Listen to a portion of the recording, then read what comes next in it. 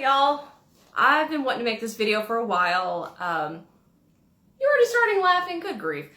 So, we've had the LVAD now for 2 years, and we realized that a lot of our viewers don't actually know much about LVAD. They just hear about his, and unless you actually see it, you don't really understand it. We're not going to actually show it to you. No. Well, that would be really hard to do anyways. So, I want to start with showing you what exactly the LVAD is, and I'm going to talk about this in the least medical way possible because I don't know that kind of stuff. This is not to size, I hope. That would be serious cardiomyopathy. So, that's essentially what is going on inside of Marion. Now, hold that up. Yeah, something like that. So essentially, the LVAD itself is a pump, and that's represented right here. It's kind of like a jet engine. It's pushing the blood around. I don't even know if it goes this direction or this direction. I think it goes this way. It goes that way? Okay. So basically, it's pushing the blood around the blockages in Marion's heart. Because if it went the other way, I'd be in serious trouble. So these are the tubes that are actually pumping the blood. It's basically a machine bypass of how, it's bypassing all the blockages. This wire down here represents the drive line. That actually comes out of Marion's body right about here. You can see it on him when he stands up. There's a wire, right there. That's actually going all the way up to his heart. That's called a drive line. And that is essentially the LVAD itself. Now this thing is connected to a controller. I have the backup controller here so you can see it. Marion's wearing his, but we always have backup equipment at all times. It's connected right here. There's all different kinds of LVADs. Marion happens to have a Heartmate 2. It was made by Thoratic. Now it's called Abbott. I don't know, they changed companies right about the time Marion got his LVAD. These two wires actually connect to batteries. We actually have the batteries behind us. This is a battery charger here. And so he's got 4 in here. He's got 1 in his bag that he's wearing now. And there's 2 more here. So essentially, this just connects into here. And the other cord will connect to the other battery that I have in my lap. Let's see. So, backup. We always have this with us in case the controller Marion is wearing fails for some reason. It'll make quite a squall and it'll kill him. So we can actually switch this. This is why we have a backup heart with us at all times. So do you want to show them how to change a battery? Sure. Yeah. Show them. Stand up here. Stand up. So we'll do this in the car quite a bit. It's that easy. It's like very simple. Loading a gun. Now leave it out for just a second. Let it make the noise. Just pull it out and let it make the noise. Come on. It's not going to do it. There we go. That's just telling us we don't have power for some reason. So that's essentially that. Now the LVAD will make all kinds of crazy noises. If the batteries were completely disconnected, like if he's connected to his power source at night, and the power goes out, it'll make a almighty scream. I call it the LVAD scream of death. It's kind of frightening. Show them a self-test. Oh, you're going to change it. So at night, he actually plugs into the wall. You hear me make this joke often if you're around me that my husband plugs in like a vacuum cleaner. He's got a 20-foot leash when he does that. There we go. So now he's actually connected to the wall. I don't know if you can see this really well, but he's actually got a computer here behind him, and this is telling him all kinds of different statuses about how his LVAD's working, about speed and how much flow is going through. It all looks good. And now he's going to do a self-test so you can hear some of the crazy sounds this machine makes.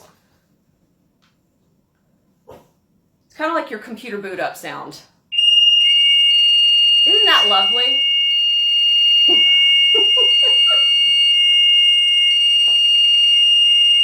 Tango doesn't like it.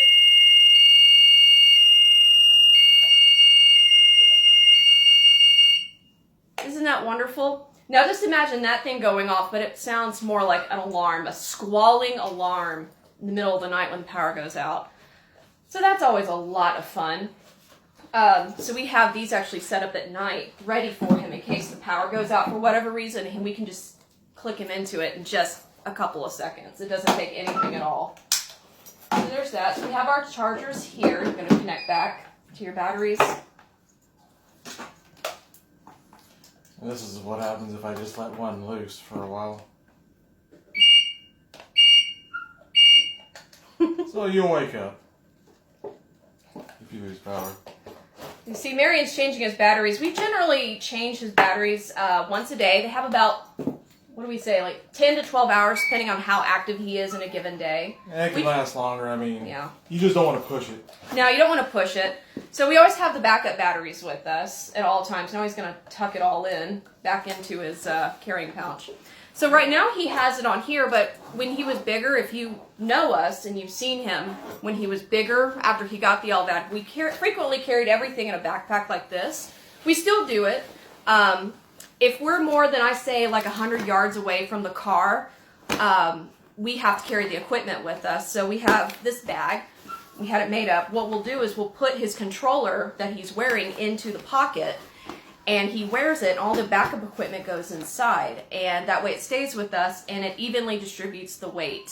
He can also put a strap across this if he doesn't want it hooked up to his belt. It's just however he feels like it, but so you can imagine, this bag basically weighs 5 pounds, and then we have the backup equipment, which is another 5 pounds. It's very heavy, and having it all on one shoulder at all times, it's very uncomfortable. So we'll carry this, and the reason why we actually have these symbols on there is because we started noticing we were getting followed in stores, because, you know, we're clearly stealing.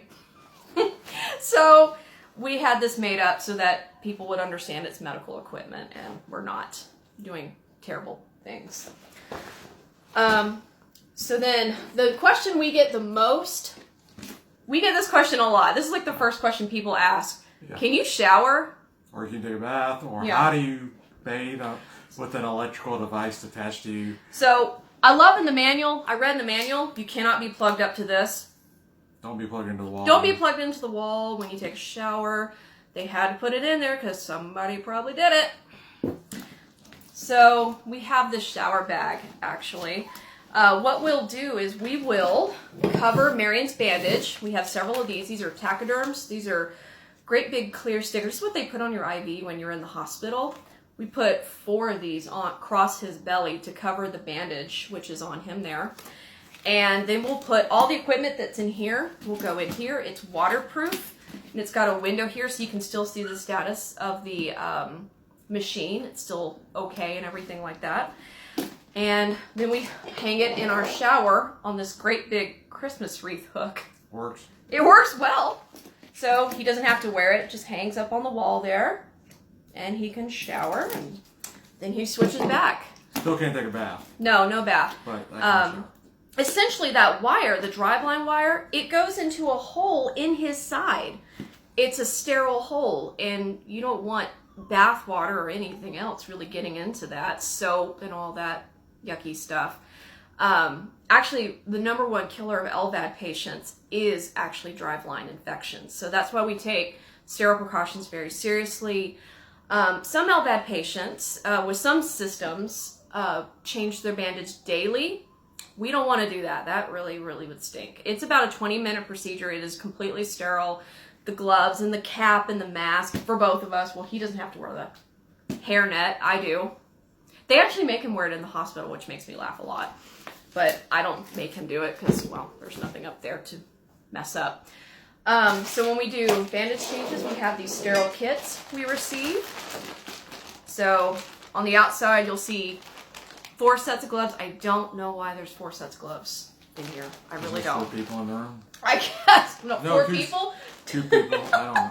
I guess in case I need to help her, I don't know. I don't know. I don't really understand why we have 2 sets of gloves in here. There's hand sanitizer. I have a table here next to me. You don't see it, but I have to clean it with a great big alcohol wipe every time. So this is the cleanest surface in my entire house because it gets cleaned twice a week with this alcohol swab. And then inside, on this side, is actually the kit. It comes with the bandages and all the wipes and stuff.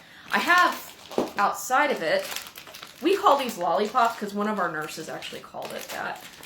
I don't know if you can see it, but it's like a sponge, and it's got this handle on it, and I squeeze the handles, and it breaks a vial on the inside, and all the ChloraPrep comes down to the sponge, and I can use it to clean Marion. And then no change is complete until you put on a new Foley kit.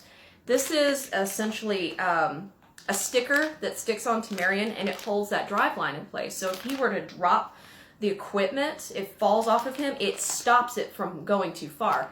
Because that wire does go all the way up to his heart. We don't want to jerk it, because that would really be bad.